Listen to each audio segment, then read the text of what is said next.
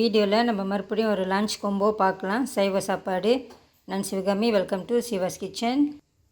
இன்றைக்கி மெனு வந்துட்டு இந்த பூண்டு குழம்பு வச்சுட்டு வெண்டைக்காய் பரட்டிட்டு இந்த உருளைக்கிழங்கு நான் பொரிச்சிக்க போகிறேன்.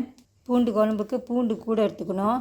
நானும் இங்கே ஒரு 4 பாட் பூண்டு இந்த மாதிரி எடுத்துருக்கேன் பாருங்கள். பூண்டு கூட இருக்கணும். அப்புறம் கொஞ்சம் வெங்காயம் எடுத்துக்கலாம். இப்போ இது எல்லாத்தையும் உரிச்சிட்டு சுத்தம் பண்ணி கழுவி முதல்ல எடுத்து வச்சுக்கணும். இப்போ பூண்டு குழம்பு செஞ்சுக்கலாம். எண்ணெய் சூடாகிடுச்சு. நல்லெண்ணெய் தான் ஊற்றிருக்கேன். எண்ணெய் கொஞ்சம் கூட ஊற்றிக்கோங்க. கடுகு, கொஞ்சம் வெந்தயம் எடுத்துருக்கேன். நான் ஊற வச்சுருக்கேன். நீங்கள் அப்படியே போட்டுக்கலாம்னா ஊற வச்சுட்டு தண்ணியை வடிகட்டியிருக்கேன்.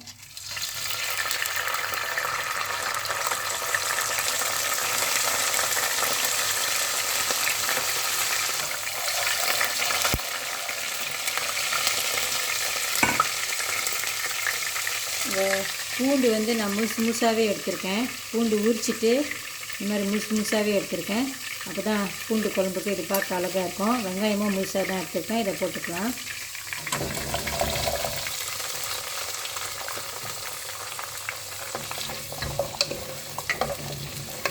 இந்த பூண்டும் வெங்காயமும் வதங்கிட்டோம் கொஞ்சம் நேரம்.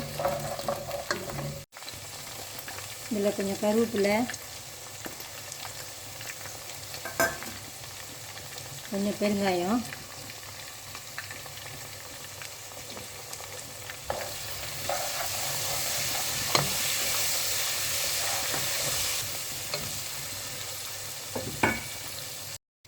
உருளைக்கிழங்கு ரவுண்டாக வெட்டியிருக்கேன். கழுவிட்டு தண்ணி இல்லாமல் எடுத்து வச்சுக்கோங்க. அதில் கொஞ்சம் உப்பு, மஞ்சத்தூள், நான் பிளாக் பெப்பர் பவுடர் எடுத்திருக்கேன். அது கொஞ்சம்,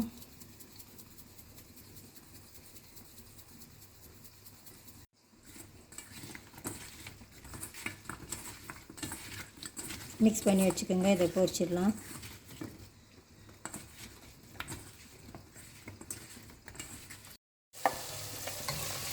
வெங்காயமும் பூண்டும் பாதி அளவுக்கு வந்துட்டோன்னே இதில் தக்காளி சேர்த்துக்குங்க. நம்ம இந்த குழம்பு வச்சு முடிக்கிறதுக்குள்ளே அந்த வெங்காயமும் பூண்டும் நல்லாவே வெந்துடும்.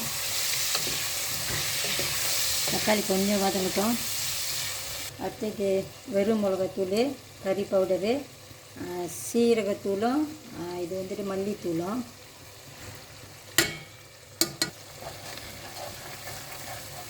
இந்த எண்ணெயிலே ஒரு வாட்டி இதை வதக்கிக்குங்க. புளி கரைச்சி வச்சுருக்கேன். அசாம் ஜாவு பேஸ்ட். இது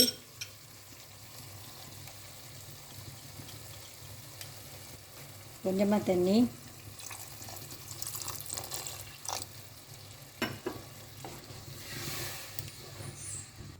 உப்பு போட்டுக்கலாம்.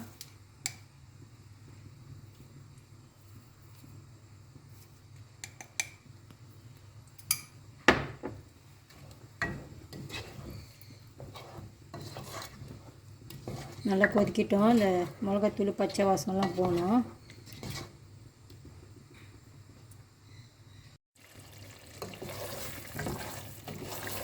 இந்த பூண்டு குழம்பு, வெந்தய குழம்பு, வெங்காய குழம்பு இந்த மாதிரிலாம் ரொம்ப தண்ணியாக வைக்காமல் இந்த மாதிரி திக்காக வச்சுக்கிட்டிங்கன்னா நல்லாயிருக்கும். அது சம்பால் மாதிரி இருந்தால் தான் நல்லாயிருக்கும். நம்ம கொஞ்சமாக இதை வச்சு சோறில் வச்சு சாப்பிட்டுக்கலாம். அப்போ தான் அது நல்லாயிருக்கும்.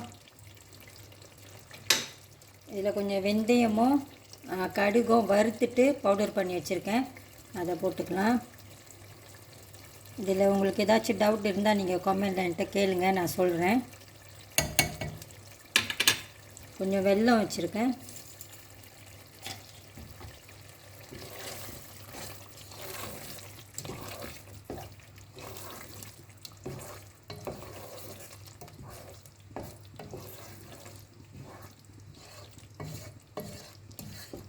ஓகே, நம்ம பூண்டு குழம்பு ரெடி ஆயிடுச்சு. இது எவ்வளோ நல்லா இருக்கு பாருங்கள். பார்க்கவே வாயு வருது.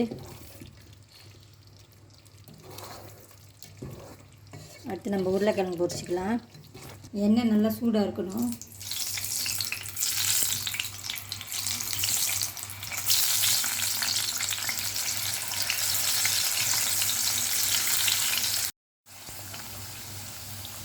இது வெந்திருக்கோம். இப்போ எடுத்துடலாம். நான் ரொம்ப கிறிஸ்பியாக பொரிக்கல இது. உருளைக்கிழங்கு வெந்துட்டோன்னு நான் இதை எடுத்துக்கிறேன். இப்போ அதே மாதிரி எல்லாத்தையும் பொரிச்சிக்கலாம்.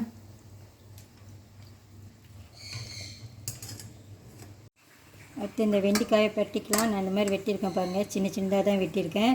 சட்டி சூடாகிடுச்சு, எண்ணெய் ஊற்றிருக்கேன் கொஞ்சம். இது பூண்டு, சின்ன வெங்காயம், காஞ்ச மிளகா.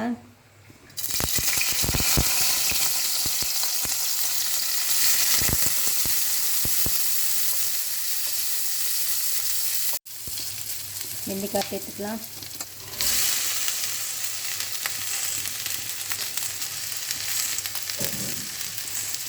வெண்டைக்காய் எவ்வளோ இருக்குன்னு பார்த்துக்கிட்டு உப்பு போட்டுக்கோங்க.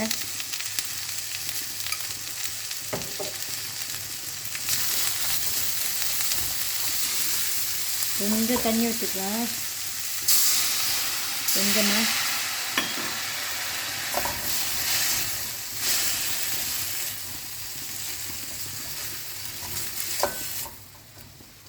வேகட்டும், அது கொஞ்ச நேரத்தில் வெந்துடும்.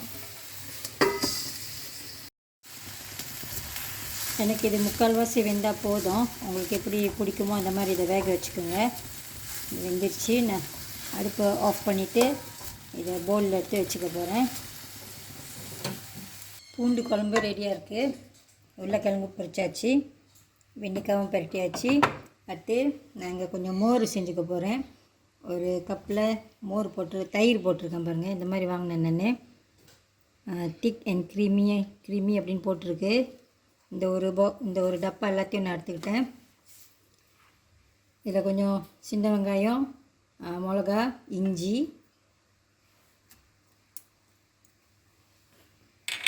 கொஞ்சம் உப்பு, கொஞ்சம் சீரகம், நான் கொஞ்சமாக தான் செய்கிறேன். மல்லி இலை, நீங்கள் வேணுமா கருவேப்பிலை போட்டுக்கோங்க. நான் மல்லி இலை கொஞ்சம் கூட போடுறதுனால கருவேப்பிலை எடுக்கலை. முதல் மிக்ஸ் பண்ணிக்கோங்க.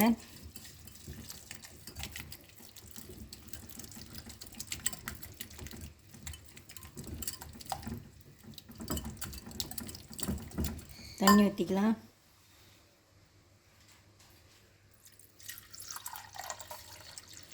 நான் 2 கப் தண்ணி தான் ஊற்றிருக்கேன்.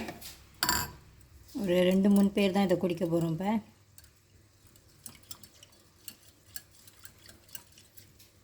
வேணும்னா இதை கொஞ்சம் நேரம் ஃப்ரிட்ஜில் கூட வச்சுக்கலாம்.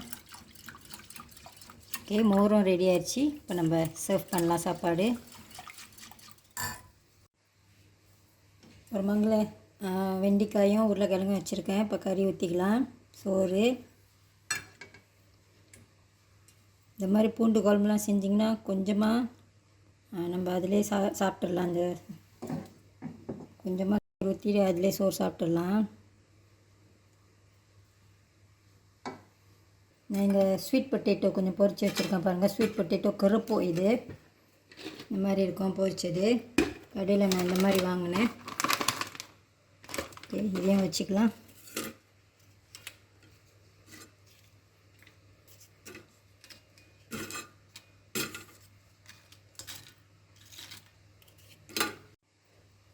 மோர் கலக்கிருந்தோம், அதையும் சர்வ் பண்ணிக்கலாம்.